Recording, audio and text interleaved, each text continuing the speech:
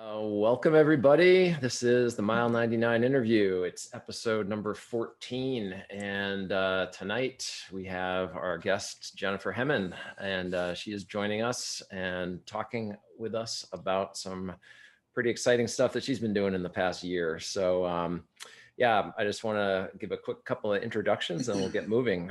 So my name is Greg Larkin. I'm one of your co-hosts. I'm here with Mike Turner and Jessica Harris. And they'll be jumping in, I'm sure, with some questions and handling our audience questions that we always have at the end. So we'll talk to folks for a while here, and then we'll jump into the audience Q&A. Anybody that's on the Zoom session, just be aware you're going to be muted during the normal part of the interview, and then at some point we'll, if you have questions, Jessica will be rounding those up, and then we can unmute you and you can ask your questions. We're also going to be taking questions off of the Facebook live stream. So hopefully we'll get some good ones. I think we're going to have some great topics to cover tonight. So without further ado, welcome, Jennifer. It's great to have you here tonight. Thanks. I'm happy to be here. All right. So, you know, just one of the things that has sort of popped into the radar here over the last month or so was I have an Amazon Prime account and looking for some shows to watch, and something came up like the world's toughest race. What is this all about? And if anybody is familiar with, I think it was back in what, the early 2000s or so, they had the Eco Challenge. Yeah. That would be held every year at various, different locations around the world. And this was a multi-sport type of team-based race that people would, enter from all over the world. And it would challenge people in many different types of sports disciplines that they would have to master in order to become, basically the team that wins this incredible challenge. And you had the opportunity to participate in kind of like a reboot, I guess, of the Eco Challenge in 2019. So I guess let's just start off with, let's talk about that. And I know, we can get into obviously the your backstory and all of that stuff, but I just wanted to kind of jump right in and find out, like, how did you get connected with this Eco Challenge right off the bat? Well, I got a call out of the blue from my children's swim instructor who had been their swim coach when they were 10 years old. So it had been about 4 years. And he said, hey, my college teammate from my swim team called me up and said, he's been waiting almost 20 years to do Eco Challenge. And he asked if I would do it with him. He got an email saying it was coming back to TV.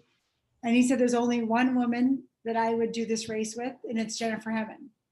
So that was a pretty big ego boost. And I said, of course, what are you talking about? And he said, it's called Eco Challenge, and it's the world's toughest race. And I said, well, I'll go look it up on YouTube. I actually had been part of the Waldorf school system, so we didn't have a TV for almost 15 years. And I'd never watched a single episode of Eco Challenge because we weren't allowed to watch TV at our household. So I went and YouTubed the Eco Challenge series, and I called him back the next day and said, yeah, I think those are all things that I do. I can do that. And from there, we put together a video in the next 48 hours. I put it together with my daughter, who's 16 and could help me with that. And we submitted our video as Team Curl, our only real connector with the people that were on my team, being that we had curly hair. We have really crazy curly hair, and we had never met except for Justin and I. Mm-hmm. And we were picked to be part of Eco Challenge. Amazing. Based on our resumes, our very different backgrounds. Right. Mostly probably from our curly hair. As crazy as that sounds. You wouldn't know it, but when I was a kid, I had curly hair, so yeah. I can see like that draw, Anyone with this hair is on Team Curl. It means you wake up and you know what your day will be. You don't know what you'll look like, and you bring it. So nice. So Yeah, I mean, how many different teams then applied for this race, and how many actually got in? Rumor has it that 2,000 teams applied and 66 were picked, and we were one of them. Wow. We had a pretty awesome entry video, I have to say. So, And how long, like how many you had to showcase yourself, showcase your team, that sort of thing? Is that how that worked? yeah, you have to tell why you want to race and what you've done, and basically what's your motivation for wanting to be back. The hardest part, which is different from this year, is getting into Eco Challenge, is that it had to be very top secret. So you couldn't tell anybody that you were applying, and you certainly couldn't tell anybody that you got in. Hmm. And then they start wondering, like, why are you doing like outrigger canoe training or something like that? Exactly. Like what are you doing? So everything had to be so secret, and there was no PR involved, and they were pretty behind schedule in terms of letting you know if you had been picked. But Hmm. once you were picked, you couldn't talk about it or promote yourself. So I'm not interested in TV or being on film at all. So that was fine with me because that's not my cup of tea. But in terms of training, I went into hyper mode in terms of trying to get myself up to speed with what I needed to be ready for September. Yeah. So talk a little bit about the format of the race, all the different disciplines, what you felt you were capable of, things you were not so sure about. Like, how did that all work? Well, they had race staff on Amazon that was really fantastic at emailing and keeping in touch with you that way. So I was made team captain mostly because nobody else wanted to handle the volume of emails and information coming at you from Amazon, who was taking this on after 17 years. So, not only Mark Burnett, but the people designing the course, Kevin Hoder, and the people that designed the climbing course, who are world class at this, they had to be on their feet figuring it out in Fiji at the same time that they were telling you what did you need to do and what would you need to have for gear and what would you need to be ready for. So things kept evolving. You would be told you need pack rafts and they're alpacas, and then we would look at the price and say, okay, those are $2,000, let's get a couple. And so it was this crazy situation where you were trying to keep up with the information about the race and how dangerous it would be in terms of bacteria, the disciplines involved, and what you would need to be good at. So what I did was I basically looked it over and said, okay, my weakness is outrigger. I've never done, a canoe. So I was lucky enough to be running by Lake Natoma and see that there were some outrigger canoes, some Hawaiian canoes in the water. Ah, And I ran into the office and said, do you teach outrigger here? And they said, oh yes, we have a capital outrigger club. And they were the greatest asset to me of all time. They taught me everything about outrigger. I never knew they existed in the 20 years I lived here. I'd never seen an outrigger on Lake Natoma, but they are out there at 6 a.m. and 5:30 p.m. every night, and they will teach anybody every aspect of Hawaiian outrigger canoe. that's Greatest people in the world. They call themselves the fossils in the morning and the racing team in the afternoon. Um, I was also lucky to have Lisa Oberth, who is a world class outrigger paddler, and now she does surf ski. But she lived 2 doors down from me, and she wrote me a note and left it on my door. I heard you're an Eco Challenge. Um, I will do anything to get you ready for the race. And every night she would give me her OC1 and take me out on Lake Natoma and teach me how to be OC1 paddler. So wow. I was so lucky because as a runner, we just run, and we get on the trail, we put our sneakers on and we run. But it had been 20 years since I'd gotten in a canoe and paddled aggressively. But having Lisa and the Capital Outrigger Club, yeah. So that's a long way of saying outrigger was the key to everything for me. Hmm. And I knew how to climb. I'd done a lot of climbing, but I had to bring it back to myself. And then I had mountain bike that I bought in 1999. I was very proud of it, but it was so behind the times. So my teammate from Santa Cruz got us 6 Santa Cruz brand new mountain bikes, hardtails. And I had to learn how to do that again as a mom. So basically outrigger and mountain bike, and then bringing everything back.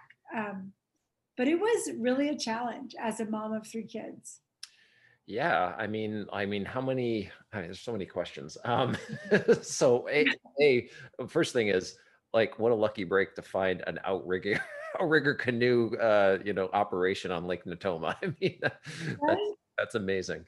And so, were your other teammates also having to go and try to find like outrigger canoe operations where they lived, or how did that all work? We did.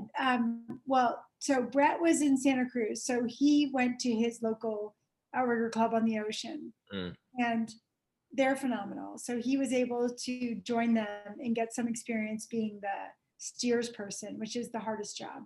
mhm. I had my capital outrigger, which I went to every week, twice, as many times as I could. And then Justin was in Folsom, so he was a teacher and he had a new baby on the way. So he had less time, but he joined us once or twice and learned how to do it. Mm. Um, and then Stephen, who kind of is a free agent, he showed up one day and did it on the lake with us. So he was able to see. And then one day down in Santa Cruz, we got to go in the ocean with a professional outrigger and we were able to surf the waves and see how you time the waves. But for me, I felt like unless I was doing it every week, I wouldn't feel comfortable being in a race. So I'm kind of a disorganized overachiever, but I just felt like I needed to do racing. So I joined the racing club and we did race around Alcatraz, which was one of the most exciting events of my life. Huh. And did a bunch of racing on Lake Natoma with the racing crew. And so, if you So did, much fun. like, So how far in advance of the race date did all of this start? The training and just everything else? We wrote that video. I had Justin, when he called me, he said, well, in 48 hours, we have to have our video in. And I'm not a techie person. So I'd say the biggest hurdle was getting together our team video for submission. Like that was super stressful. We stayed up till about 3 a.m, the whole family, to make this video. And then directly after that, there was this long period of silence where we didn't know if he'd been picked. So I was training with the idea of losing weight and getting strong in case we got picked. So I'd say like March 15th, I heard the race is in September and this is what we're doing. Mm. So then I just got right on board and just started paddling as much as I could and climbing as much as I could and mountain biking as much as I could, with the fact that I pretty much leave racing to the last thing in my life. So yeah, I'd say 6 months, 6 months of really hardcore. Yeah, that sounds like the right amount of time based, or at Uh, least based on what I saw. I've watched the whole series yeah. on Amazon, and yeah, just seeing the effort and all the different types of things that you had to do, and just the mental, you know, perseverance that you had to have. I'm sure like 6 months was not, you probably could have trained longer even, and still felt like you wanted to do more. It seems like that amount of time would be required. Well, you're up against professional adventure racers. So you're a rookie team, never raced together. And all your mind imagines is how much more do I need to know? And so like I said, I'm a disorganized overachiever. So I'm thinking there's a lot I need to know. Um, but I just kept telling myself, just like I do with my running, okay, these are the 3 things I have to cover. And the rest of it's just going to be, I'm going to make it up as I go and I'm going to just adjust and I'm going to ask people for help and I'm going to figure it out. So don't be like, ultra runners come with a huge amount of reservoir. I think ultra runners are perfectly equipped to be adventure racers because of their mental capacity. So don't be afraid to try adventure racing if you're an ultra runner. I think it's like the perfect fit. And the first thing I thought when I finished Eco Challenge is I'm going to go get a team of ultra runners. and do this, because we already have like 90% of what's required. Let's go back to your to your beginning. We read through your bio, and it's just all the things you were involved with at a very young age. Maybe chat a little bit about how you started running, some of your early inspirations, and some of the activities you were involved with when you were young. Well, it's funny. I actually was already crying tonight because it's really hard for me to talk about. But I'm one of 9 kids, and my older sister, who is 12 years older than I am, she was somebody who loved running. And as a young child, being 6 years old, she had a really profound effect on me, because she loved the act of running so much. And it turned out she was bipolar. And for her, this is a long story, but for her, the act of running long distance must have enabled her to deal with a condition that had no name at that time. No one knew bipolar. She was not diagnosed as that. But as a young girl, I always joined her on her runs, and I admired her so much for her, the things that she did. And she ran Boston Marathon at 17 as a junior in high school. She became pregnant and lost her baby, but continued to train. And then she ran 100 miles back to back. She ran 4 marathons back to back on the streets of Boston as a fundraiser. And we followed her in the car. I was 8 years old. And I remember her saying to me, like, you're going to do this, like this, you're going to be amazing at this. And soon after, she was committed to a psychiatric ward, and she stayed there for 8 years. And every day I visited her, and every day she would ask me, what'd you run today? And what'd you do today? And she was never anything but really supportive of my running career. And at age 12, I started on a cross country team, and she would give me all her running tips. And she would say, you're going to run Boston Marathon, and you're going to run 100 miles. And when I was 15, she took her life. But I think for her, trail running would have been the key, right? So I'm going to take a drink. It's okay. Yeah, it's amazing. She was so effective. I mean, she would write me letters and say, "This is how you breathe when you pass somebody, and this is how this is how you achieve something in a race." So she told me that I would go beyond her.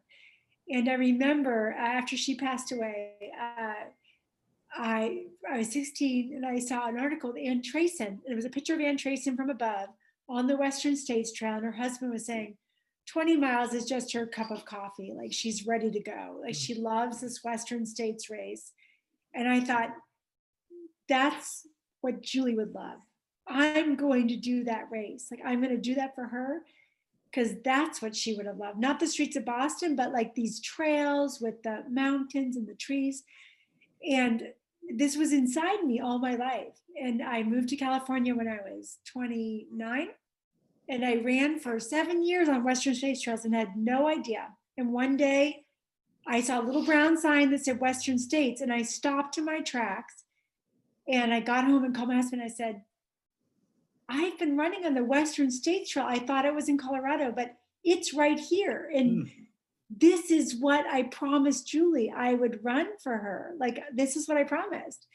And so all my life I was a runner, like all my life.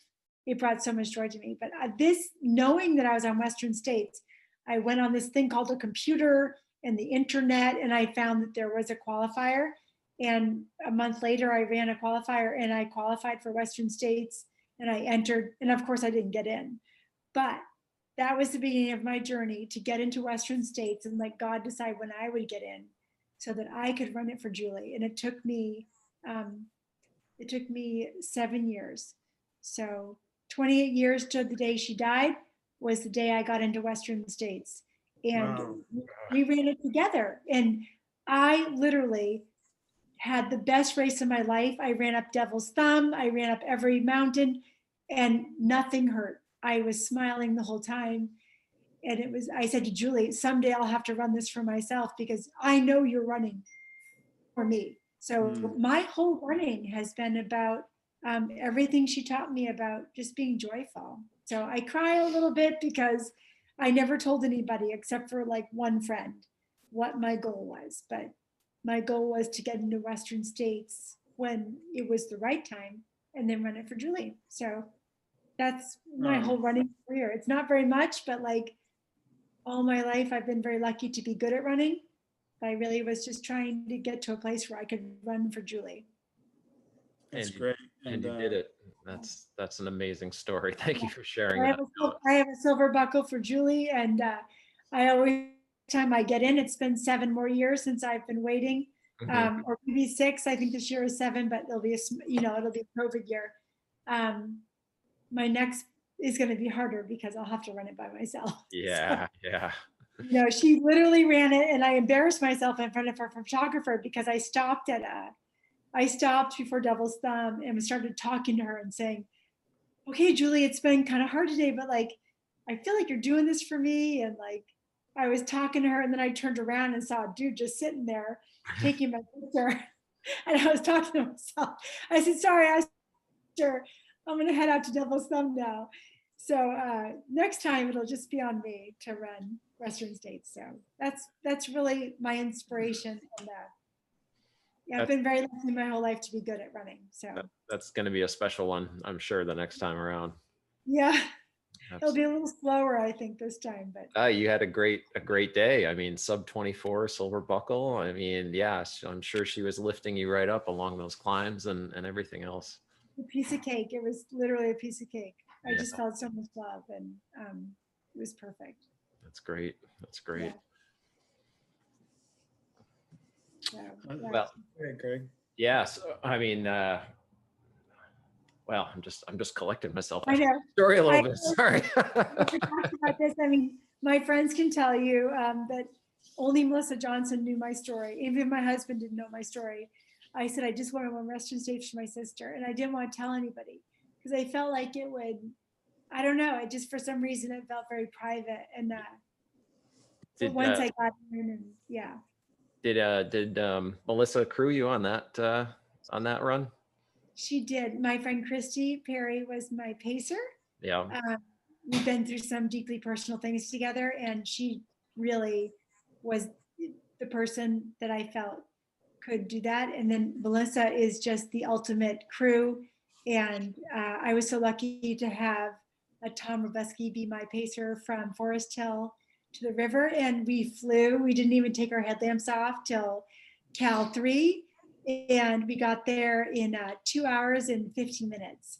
So we just did sub 9-minute miles the whole way to the river. Wow. I slowed down a lot after that, but Christy was so patient with me. I had some little missteps, but in general, we got our buckle and for Julie. So I wonder if MJ would mind just going off mute here and giving us a little flavor. Oh yeah, I love it. She's the heart and soul of my Western States race, and I paced her at every single Western States, and to have her crew me was such a blessing because I knew she would be there for me, and that was a trust thing for me. I needed to know that person would know where I was, know what I needed, and she was the only person who could accomplish that. What do you say to that, Melissa? Well, she always makes me cry, so thank you for that. You don't go on a trail run with us and not do that. So I don't know, is my video on? I don't know. It's on now. Yeah, it was an awesome experience. We had a really good time. She ran like a champ. I was very lucky because I knew what this meant to her, and we just all lived the dream. It was cool. Julie was with us every step of the way for sure. So yeah, it was cool. It's just you hear these stories of all these races they have like a personal meaning, but they have this kind of higher meaning for a lot of people as well. And it's really inspiring to hear that from you, Jennifer. And then other races, I mean, are you, what other motivations are you using, I guess, in other races, whether it's eco challenge or something else? Like when you're at your bottom, like you're at that lowest mental state, like what is it that's going to pull you through? Is it thinking of Julie? Is it thinking of other things? Like, how do you kind of assimilate all that stuff to kind of pull you through those incredibly difficult times? Well, I mean, I could be wrong, and I'd love to be wrong. I'd love to hear from 1,000 people who could say that's exactly how I feel. But I'm a really unusual runner because I've been running since I was 6, and I've achieved really great things. I work very, very hard, but it is the last priority in my life is to train and to run. But for some reason, because of Julie's belief in me, I'm not afraid of anything. So while it might come off as being arrogant, when I know I have a qualifier, I think, okay, what do I need to do that? And then I accomplish it, or how do I get a silver buckle? I make a whole strategy in my mind, and then I train very hard to get that way. There's not a lot of fanfare. I don't really talk about it. I just execute and train. And I've been that way my whole life, eco challenge included. And I think that really comes from watching Julie do things that women did not do at her age in 1978. They didn't do that. And she always told me that I could. So I feel the same way now. I'm almost 50, and I did eco challenge. And for me, it made me feel like a warrior again after being a mom for 17 years. It made me feel very like empowered. Like, I have a supportive husband, I have supportive kids, and I went out and trained as hard as I could. And I never believed that I can't accomplish it. And I try to lift everybody up too and say, just come along with me. Like, we can do this. We'll figure it out as we go. But at my lowest point, I'd have to say, like, Bryce 100, when my mom was dying in an ICU room, and she told me, like, just get this race done and then come see me. I remember thinking, like, that I believe in myself. And so at my lowest points, I just think, you can do this. It's going to hurt a lot.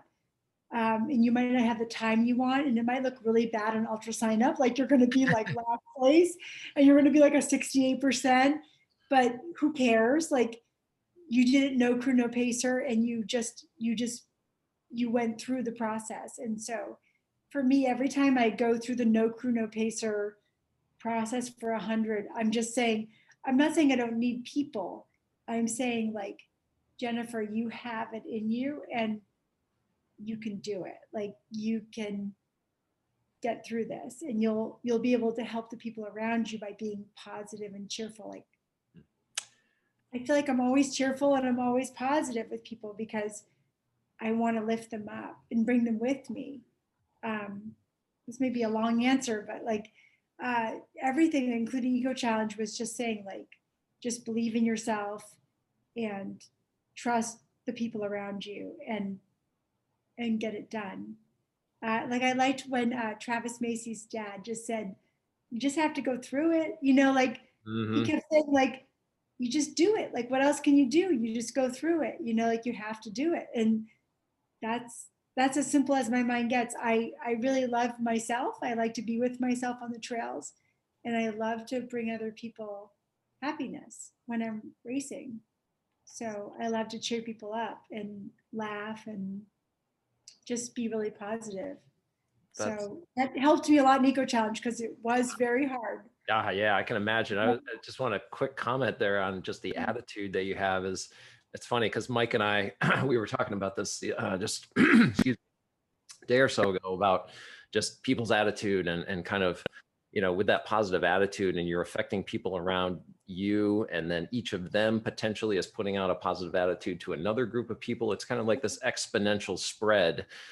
as opposed to like a negative attitude, which can also have that exponential spread. So why not, with the positive attitude, I mean, you're potentially going to, lift up more people than you even realize when you're out there. And when you're doing these hard things, I mean, people get into low spots and they have a hard time, and they question like their sanity and why are they doing this, and life choices and all kinds of things. So if you're able to pull them through it, that's just such a great thing. And especially with the Eco Challenge, where it's a team and you've all got to rely on each other. And I'm just interested, like in that respect, like the team dynamic there. Can you describe what that was like once you were in the race?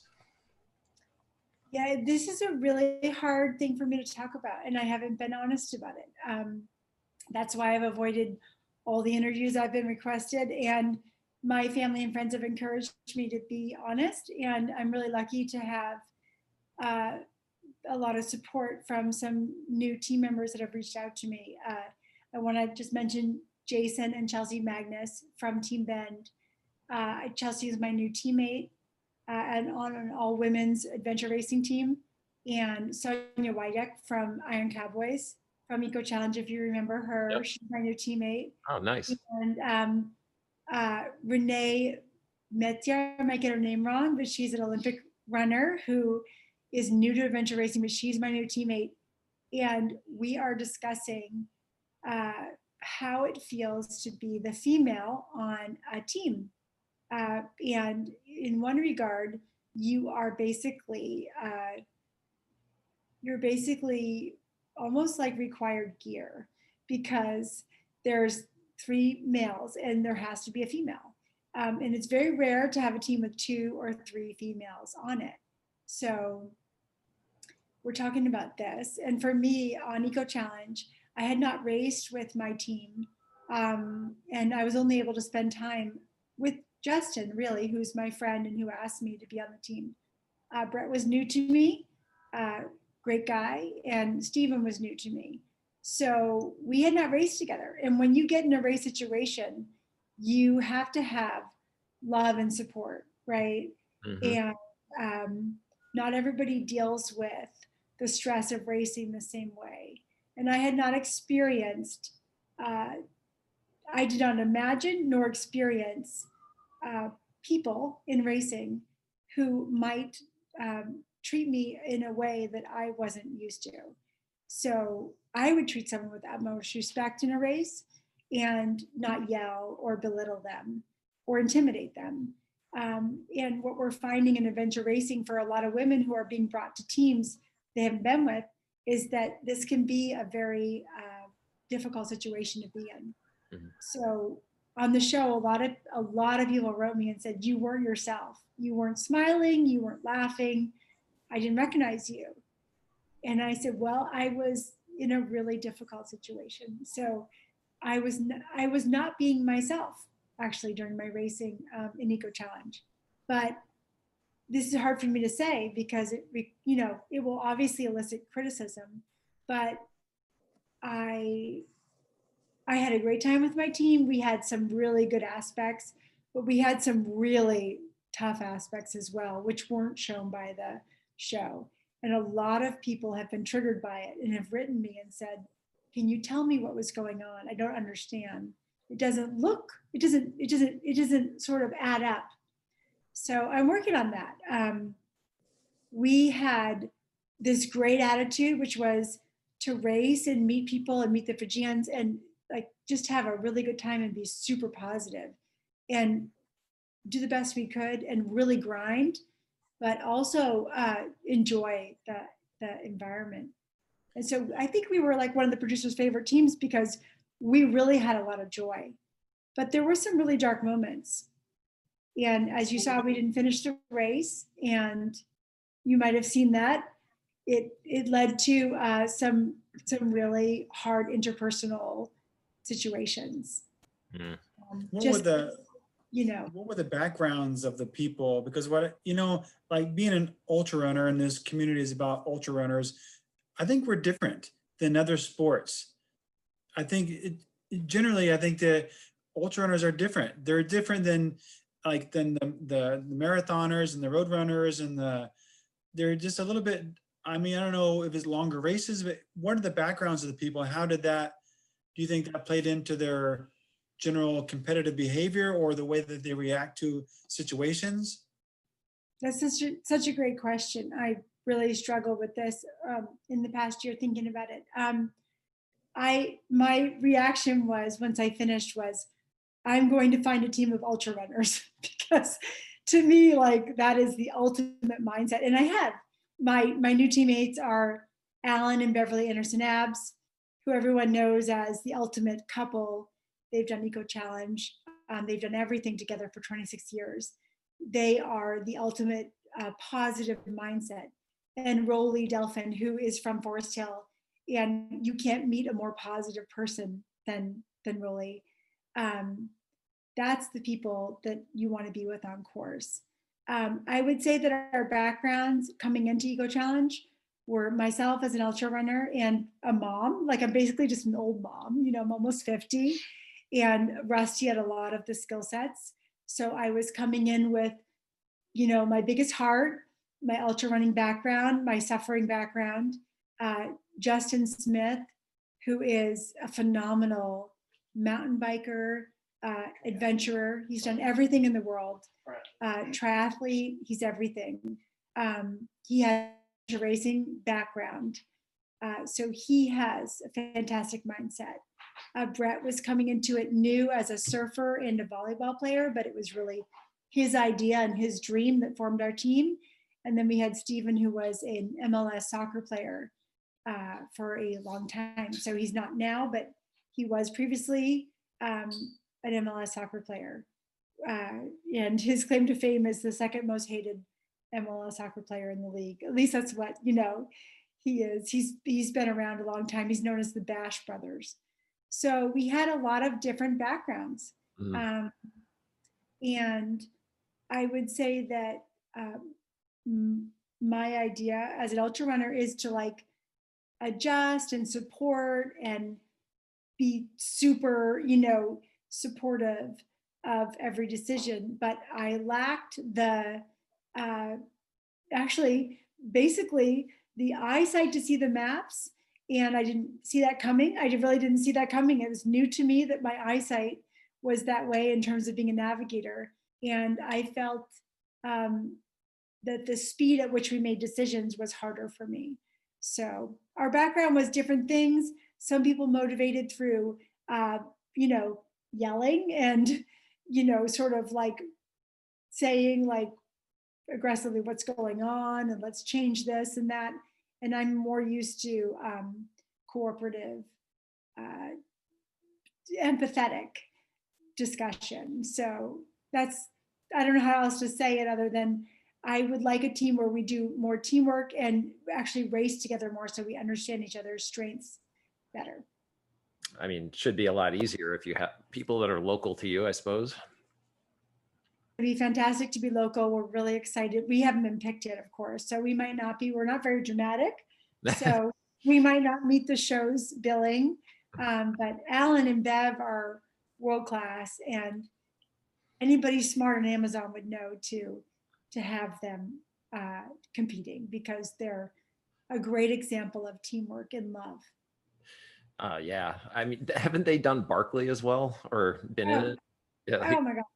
Alan's done it 6 times. No one understands how big that is, but like Bev's the last female to do the fun run. She's done it twice, and she basically said like, I should have gone out there with a better mindset that I do it 3 times, you know? So she is breaking records. You know, this year she broke the Canadian and US women's record for the 50 mile. She's out there. She's Queen of the South. I mean, and they're just so loving and supportive of each other. And Rolly, I've met recently. We went running last week, and we're going rafting this weekend. And he is just a ball of positive energy. So I feel really hopeful if we get picked. I feel excited.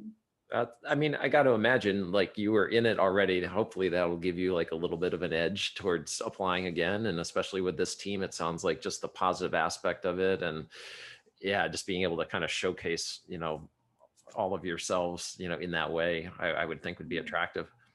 Well, we're Team American River because we all live on the American River, and Nice. I feel so grateful for living here and being able to run. I literally run out my back door every day. It's not exciting. I train for Western States in my backyard. It's not boutique running. It's not fancy, but it gets the job done. So, and Bev's the same way. She's world class and training right here on the American River. Hmm. So we're Team American River, and we'll see. But even if we don't get picked, we could still race together, and we're excited. So it's totally fine. Like, it's whatever works out. Yeah. Now, for anyone that's not familiar with adventure racing per se, I mean, what is that scene like as opposed to ultra running? I mean, I'm assuming there's plenty of adventure races all over, but like, are there hierarchies? Are there qualifiers for different levels? Like, how does that all work? It's so new to me, but Team Bend has taken me under their wing, and they contacted me and said, would you be our teammate? And could you come up to Bend in October and race with Chelsea? And so Chelsea is showing us the ropes of adventure racing. So I'm just learning and understanding. And I've met so many people through Eco Challenge. Hunter, who was the youngest kid, Yeah. friends with so many people from racing on the course and before and after the race, meeting people. I think it's a really phenomenal world. I think there's a lot of room for teams that are loving and supportive, like Stray Dogs. Hmm. And there's a whole other area of, like, if you are, a new team and just being picked for whatever reason, here's some tools you can use to make your experience better. So I'm going to learn. I'll let you know. October 25th, we have our first 6 hour, which is a sprint basically. So we're going to be like sprint orienteering, sprint racing, sprint running, sprint everything. So I'll learn, but it's like 6 hour sprint. it's a 6 hour sprint, and I'm waiting to see, like, am I good? Am I a good teammate? I don't know. So I'm almost 50, but it will be a new experience. But having Chelsea and Jason, kind of take Sonia and I under his wing and, like, teach us. They're just phenomenal people. That's great. Yeah. I mean, it's like a whole new thing to learn. Just like a lot of us learned what was this ultra running thing when we first started. Nobody had any idea. When I got into ultra running, I was coming from bike racing, where you don't walk your bike up hills, you ride your bike up hills. So of course I'm going to run up every hill I find. Well, then I find out, no, you're supposed to walk up hills. So it's just, there's a lot of nuances that we don't realize. And this is, I mean, especially with adventure racing, it sounds like because there's so many different disciplines too, it's going to have to be just a huge amount of information to absorb. Yeah, well, that's interesting because Patagonia will be horseback riding, mountaineering, crevasse travel. There's things that I've done, like I've done a lot of mountaineering in my past, not for a while, but horseback riding, I think I was 12 last time I did that year round. So you start thinking, okay, I'll call Kim Barger, I'll call the people who I know are good at this. And I think that, like, sends out this web of, a web of community of saying, who's the best mountaineer I know? Who's the best horseback rider? Do I call Renee? Do I call Helen Pilster? Like, who do I call? Like, and I think that lends itself to all of us growing closer. Yeah, well, and funny you should mention Helen. I mean, just we talked to her a while back, and just living in this area, we've started to find out. I mean, there's plenty of what we thought initially were ultra runners. They are, but they also have all these amazing other skills. And we talked to Renee the last time we were on, and she's an expert rock climber, a mountaineer, all these things. And you can, like you said, like, yeah, who can I call? And all these people have been so supportive. Mike and I were just out, playing around on some rocks yesterday, and Renee was giving us some tips about some routes we should try and things like that. So everybody's just, I've found very supportive and encouraging and all that, and that's got to help your efforts. It's amazing. I've met someone, I got included in a small Facebook group called Sierra Adventures, and Rick McBee, hi Rick, if you're there, he just organizes these weekend ventures where like this weekend on Saturday morning, we're gonna get up at 6 and we're gonna go take our pack raft that he just bought and we're gonna rappel down with it and we're gonna, we're gonna like rappel down the quarry. We're gonna carry it to the river. We're gonna learn how to blow it up. We're gonna raft down the river. And my teammate Sonia is coming up from San Luis Obispo and we're gonna do this big adventure just to learn how to do the components of the adventure race that we're all doing in October. And he's willing to put a lot of time into that. And I just appreciate it so much. That's so great. Yeah, Rick, appreciate that. My new neighbor out here from Colorado. That's right. So he's the one doing it. So Yeah. he bought himself an alpaca, which is what we're racing in. And so we said to him, we really need to roll up an alpaca and put it in our pack and learn how to carry it. It's what we'll be asked to do in October. Yeah. And we've never done it. So he's teaching us how to do it this weekend. And that's like just something that I'm just so grateful for. That's so amazing. Yeah. One thing I forgot to ask before, just quickly shifting because I just wanted to understand it. Are you self-funding? Are the teams funding all of this equipment? Like what breakdown of costs between you versus the Eco Challenge? How does that work? Well, it was completely new to me. I was the team captain, so I had to learn the logistics. My role was basically, learning logistics and answering emails and understanding the funding. We were supposed to be able to get sponsors, but Amazon decided that was too complicated. So we had actually paid someone to get a whole sponsorship campaign for us. Then we found out that we would be breaking our contract for sponsorship. So we found out that instead we'd be getting a stipend. I think you could accept the stipend and not get sponsorships, or you could choose to go sponsorships. I'm not sure what was decided, but in our case, being rookies, we took the stipend and split it amongst our team members. So even with that stipend, I probably spent another $13,000 in gear and travel costs because, well, my husband's it's like 50,000. Actually, I wanted to get Travis on, so maybe this is. I know we might need to do that. So Travis actually was kind enough to get a sponsorship from his company, Westerfeld Ecological, which does. Oh, here he is. No. So we're talking about money now. Okay, this is serious. This is where it really gets serious. But they first said, here's your group, and so we thought, here's a great opportunity to promote Team Curl. You got an MLS soccer guy. You got my wife. They've got hair. I mean, why not Herbal Essence? Why don't they give us $150,000? And then it was a week later. It said no, you're not taking sponsorships because they needed sponsorships, TV money. They didn't want conflicts. I understood that, so they gave the team $50,000. Mm-hmm. And then they went out and solicited a few companies to say, hey, could you give us some money? And Westerfeld, my company, ended up giving them a little bit of money as well, but they couldn't put labels on. They couldn't do any of that. So Westerfeld gave them a little bit of money to. Amazon might taser us at this point, so I'm just watching. Yeah, that's right. Well, hopefully we can edit in post-production here. Hopefully I'm small fries. I know if they call me tomorrow and say, please edit your post-production, I will know because I've heard this happens. But they do give us a $50,000 stipend. We have 5 people on our team, so you would think that would be pretty easy. But basically, we had a lot of costs because we were a new team, so we all needed matching bikes with the same components. My bike was stolen 5 days before the race. So out of my own pocket, I rebought the bike with all of its gear, its lights, its bags, its, all this stuff. That was another $4,000 or $5,000. So I just could not believe how expensive adventure racing was.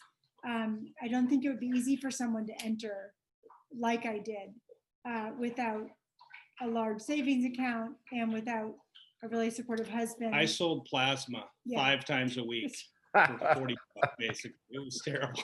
It was crazy. And you start doubting yourself, like, well, I have a really light shell, but maybe there's a lighter shell, so maybe when I'm in that river that, Dan Barger told me was the coldest place he'd ever been in his life, I should probably get a neoprene 3mm and carry it with me for 3 days. And I did. And like, it made all the difference, to have my neoprene shell in the middle of the night, swimming that river for 7 hours. So you find yourself saying, well, that piece of equipment would really make the difference between me, performing well or helping my team out. Or maybe my teammates can't afford this, so I'll buy it, I'll be the one who does this. So there is that. And I've had a lot of people write me and say, how much does it cost to do this race? And I'm very honest with them. I give them my entire spreadsheet. And I say, this is what I spent. You don't need to do this, but unfortunately, this is how I felt I needed to invest in it in order to make sure my teammates got to the finish line. I think the question was, honey, should I buy this or should I die in Fiji? I'm like, yeah, go ahead. Probably buy it. Go ahead. On the credit card. I mean, figure it out. You go to the outlet at Patagonia and you start buying the down jacket and the ultimate shell, and you're like, Totally. I'm one of 9 kids. I don't buy this way, but for adventure racing, I felt like I had to, and we didn't have sponsorship, so that's something. But don't let that stop you. I'll lend you the equipment if you need it. Nice. The guy Bear Grylls, I watched him 10 years ago, and he has such a high tolerance for discomfort. I think that's his superpower. Is a little different from me. I'd buy all the warm stuff, but he's good at suffering, eating stuff, falling from things, being cold, being wet. That's like his superpower, huh? Well, he was a super nice guy on the race, but I have to say the guy that impressed me most is Kevin Hoder. I don't know if I'm saying his name right. Kevin Hoder. He was my absolute favorite human being.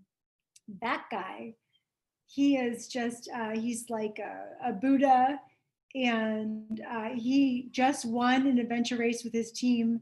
So he really put himself on the line, entered a race in Canada, won it, and just recon the whole course in Patagonia a couple weeks ago or whatever it was.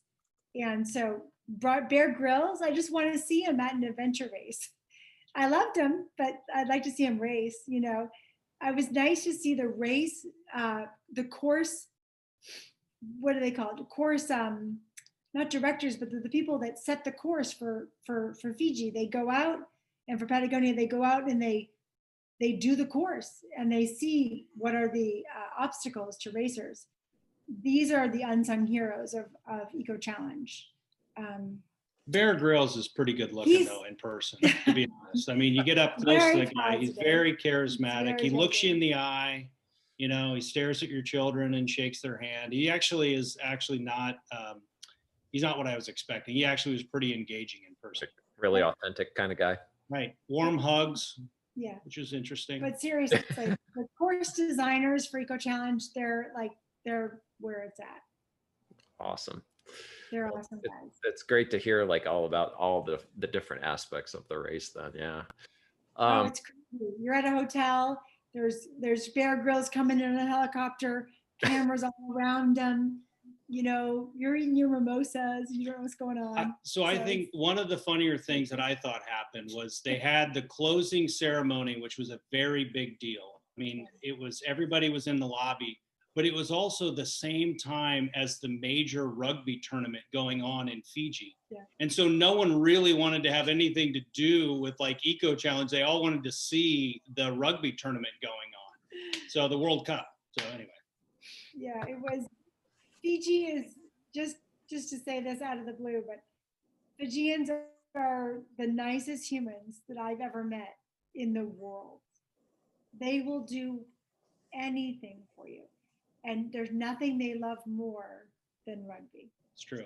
So, Yeah. But the other point is there was a lady that drove by our house. She was Fijian, and all of a sudden they stopped. They slowed up because we had a Team Curl banner on our door, and this vehicle slows up and it parks, it backs up, it slows up. I thought they needed something, and then the lady was like, "You Team Curl?" And I was like, "Nah, my wife, she's Team Curl." And this lady comes out and she wanted to give Jennifer a hug, She said it was so amazing to see her in her homeland, and she wanted to paddle with Jennifer. She was the nicest lady. And they just randomly stopped at her house.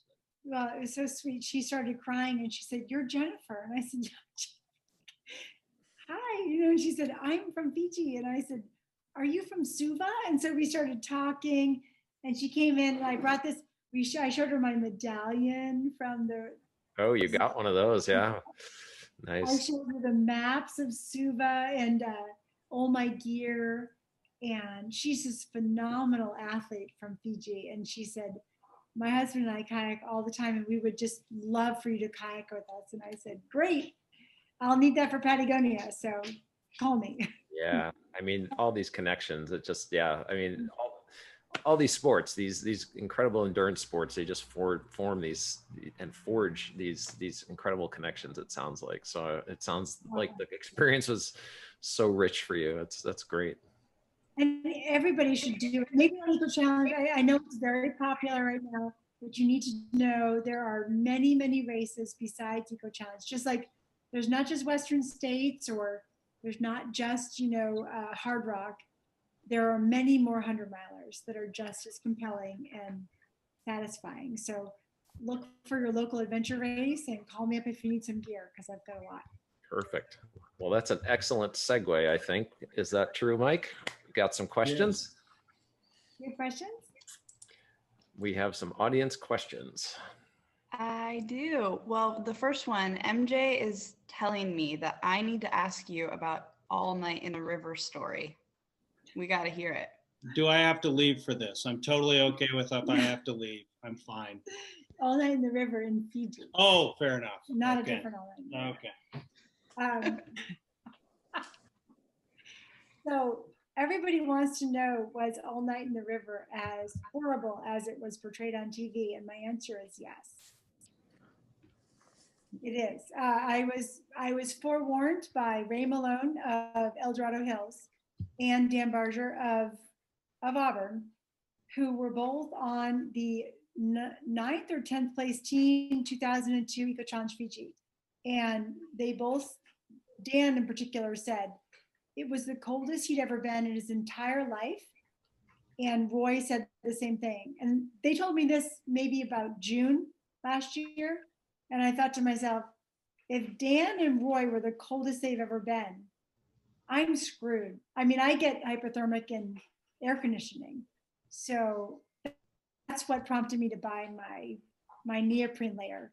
And they said, you need to have a neoprene layer. Don't listen to what anyone says about the weight. Put it in your pack, and then you'll be okay. So that river section, we basically summited the rock climb. It took us maybe 6.5 hours to get to the top of the cliff. It's windy, and so the wind is howling. You're trying to work some calories in, and Justin and I turned around and just saw black water, and we realized that what we had to do was leave the rock climb and turn around and jump in with our packs into the river and just start swimming. How long was the swim? So that might have been like, we don't have watches, we're not allowed to have watches. So that might have been like 7 at night. It was still light out. And with one very unfortunate foray into the bamboo forest, which we quickly ditched and said, no way, like we're totally gonna get lost. And we jumped back in the water. We were there till 2 in the morning at least. And we swam the whole way. And I remember just wanting to be done and being like the first person, just grunting and like, just literally just accepting that my life sucked and just grunting through the water and emerging from the water like a primordial being and into the freezing cold night and just being like, I think it's done. Like, you weren't really sure. You were like, is it done? Are we on a road? Like, are we done? And we saw on the map that we had to be done, but you couldn't really tell because you had to keep getting in. And then suddenly like a warming tent appeared out of nowhere with coffee and hot chocolate. And we hadn't had any help like that the whole race. And I just remember being like stunned after 10 days to have coffee offered to me, like, but it was so cold that you couldn't really talk about it. So I was proud of myself because I get hypothermic and I actually handled it okay. We passed a lot of teams in very dire circumstances, like laying on the ground, hypothermic, and you try to help them or try to figure out what you can do to help them, but they basically just have to get up and start moving. So I got a Yeah. small sunburn on the beach that day. It hurt. I had to put aloe on. It was brutal. That's Yeah, a it's tough always day hard for to- you. It's That's a always hardest really on the tough crew. So hard. And I had 3 kids running around. It was so stressful. It was, yeah. It was the house husband eco challenge for me. Yeah. 3 kids make swimming in a cold river for 7 hours. Totally. She stayed out there on Really purpose easy. longer. 7 So she didn't have to hours? swim back. I get it.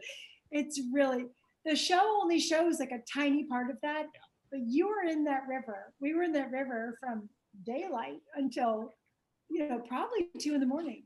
So Yeah, 5 or 6 hours, right? 7 hours. long time. I don't know. We don't, at that point in the race, you aren't thinking in terms of hours. Totally. And I got burnt in like 25 minutes. Yeah. So we handled it really well. We were actually proud of ourselves. We got through a lot of hard stuff very easily. Nice. Compared to like our teams, like I feel like as a rookie team, that was not an issue for us. Like we just did it.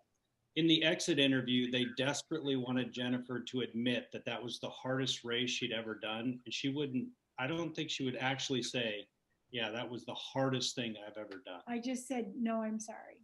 Bighorn 100 is the hardest They thing. wanted the soundbite. I was like, have you been to Bighorn 100? You're like, you're not getting a soundbite. No. I was just like, I'm sorry, but like Bighorn 100, like mentally, like to run on one leg for 68 miles was harder than that. But no, I did say, but your course designers did an amazing job of making it really hard, mentally hard. But physically, I felt like there are some 100-milers that I had a harder time on. Yeah, I had no idea it was for that long. Thank you, MJ, for making her tell us. And then Brian is on Zoom right now, and he has a question that I'm super interested in as well, being a mom and liking to do big adventurous stuff. So go ahead, Brian.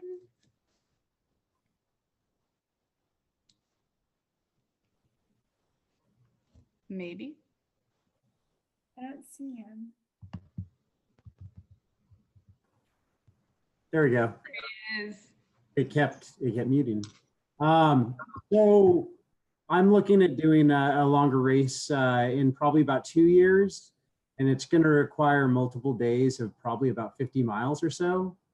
Like, how did you? I know that you guys were training for multiple days. Like, how did you train for that consistent, like long, hard, day after day punishment?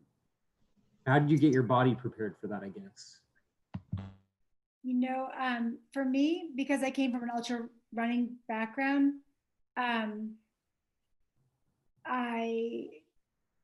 had done enough multi-day excursions that I knew how my body would react mentally and physically in terms of nutrition. Do you mean in terms of like your wife and kids, or do you mean in terms of physiologically? No, more physically. Yeah. Just like, I can run really well for a day, maybe 2, but like you just have that muscle soreness, all that kind of stuff. Yeah. Like how you overcome that? It's a really good question. I think it comes down to mindset. So for me, when I start a 100-mile race, I do no crew, no pacer often as a way to prepare myself for that ultimate sort of like that no net, no safety net. And what can I do to solve the problems as they come up? So if I can do a 100-mile race like the Bear or Bighorn by myself, then I just apply those lessons to multi-day. It might help that I traditionally have been someone who doesn't need much sleep. So are you someone that needs a lot of sleep, or are you a light sleeper? Yeah, I have 3 kids. I don't get any sleep. Okay, so You're good. You'll Oh, feel amazing out of the you're house. good. Although I couldn't Yeah. do any of this, so I just like to say that. But yeah. Well, you'd be awesome at it. I mean, it's mindset. So it's really about if you have 3 kids and you don't get much sleep and you can do a 100-mile race or something of that duration, say 36 hours, and solve all your problems, throwing up blood, throwing up bile, diarrhea for 5 hours. If you can solve Parenting. cramping, like if you can think to yourself, okay, I need magnesium, or I need if you can solve diarrhea, throwing up, all that stuff, and you have the idea in your head that you're not going to stop, you're not going to have any problem committing to your teammates, or you won't be able to practice it. It's like when you train for a 100-miler, do you run 100 miles? No. Some people say, and the best people, even my friend Nikki Kimball, says the most you need to run is say 40 miles to be sure that you have the mindset. Of course, she's a long time endurance runner, so she has that inner knowledge. But you will never be able to practice the multi-day stuff until you're doing it. But if you have the right mindset and you can solve those little things as you go along, nutrition and physical discomfort and your feet, you can keep care of them, you're going to be just fine. And that's what I was like. We had no problems with our feet, even though many people did. So I think if you can solve those things and educate yourself on your nutrition, then you're going to be just fine. But it really comes from knowing yourself. Like, I know what I need going into a race. I know I need to take extra selenium, extra magnesium. I need to eat oysters. Like, I know what I need to do. And even though it's not in any book or no one ever told me, I feel like I know what I need to do. And then when I get there, I feel very confident that I can help others because I'm all set. Does that make sense? Okay. I don't have a book on that. I feel like that's how I operate as a very busy mom, where racing is the last thing I think about. So I'll make a pitch. Jennifer does honestly, she does this for free. If someone has a goal from a running standpoint that they want to meet and they have a time in mind, she'll tell you exactly how to hit that time and she'll be spot on. And she just likes doing it. And it's amazing to me. And she's not a coach, but she'll tell you what you need to do from a training aspect, and to hit a time you want, you got it. So bug her. It's a weird magical gift. And it's free. It's free advice. Totally free. Yeah. I'll be reaching out. Do Okay, it. good. Thank you. It's my weird superpower. Thank you, Jennifer. Sure. That was awesome. And then we have Jack Meyer is in the Zoom right now, and he wants me to ask you, hey Jack, did it ever cross your mind during Eco Challenge that your body can do 27% more than your mind says it can? She will know what I'm talking about. Smiley face. Like every freaking minute of the day, Jack, you're in my head. Yeah, that 27% thing, just like, I think I stick a half on there too. Like, Jack Myers, you are the mayor of all ultra running. Yes. I absolutely had that in my mind and accomplished it. So thank you, Jackie. And just from a personal standpoint, it's so much of our sport is mind over matter. And it seems like you've said it a couple times, like training is the last thing. You have work and a family and marriage. And we don't always hear that from people who have done really big things. And for me, just personally, yeah, my kids are literally first and my training is last. And it's nice to see that you can still be really passionate about the things that are last on your list and get big things done. That's such a good point. And I feel like that might be my only gift that I can offer people is I was super lucky to meet the people I met early in life, and one being my cross country coach in high school, who also coached tons of world-class athletes. And what he taught us is that there's only 3 things you really need to do to be good at your sport. And you can never shirk on those. If you do those 3 things, you're always going to succeed. And yet he didn't teach us to overtrain. And I've seen multiple world-class athletes from my school class alone.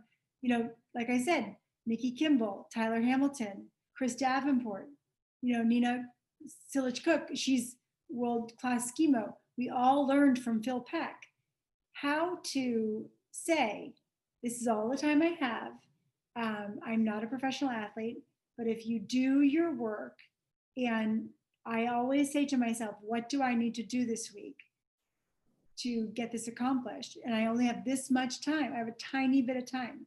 And then you just do those things and you will, as a mom, you will accomplish it. You just have to do those 3 things, which for me are hill repeats, tempo speed workouts, and a long run. And you have to enjoy yourself and you have to be happy about it. But if you do those 3 things, you will always accomplish what you want to accomplish, I believe. Perfect. Well, thanks so much, Jennifer. That's, I think, a great note to end on. Really appreciate all of the insights that you gave and just the heartfelt, you know, way that you expressed those things. I think we all got a real sense of, you know, the meaning in your life and, you know, just how much all this means to you, but also the bigger picture, the family, the children, everything else. It's like a complete unit. And I think that came across really well. So I really want to thank you for that. So I think we only have 3 or 4 more hours here. So yeah, we could, as usual, could go on all night. Did you have anything you want to say, Mike?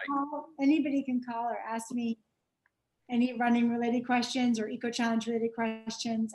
I have signed up for next year with my new team and happy to give advice on anything I can give advice on. So. Awesome. No, this is great. Thank you, Jennifer, for joining us and everybody. Yeah. thanks. As usual, I just want to put in a little shout out to the aid station, Paula Medina's store in Auburn, California. Whenever you're around, stop by. I was there today. Pay him a visit, say hi. And I know he's doing runs on Thursday nights for anybody that's interested. And hopefully we'll be doing some in-person beer drinking soon enough too. So do they still do pay it forward beer board? They do. That is an amazing concept. Like they have a board on there and you can buy people beer and then their name shows up there. It's really great. It's really sweet. Yeah.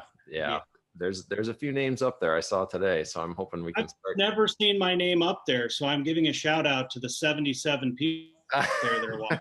Travis spelled correctly there should be on the board. Absolutely.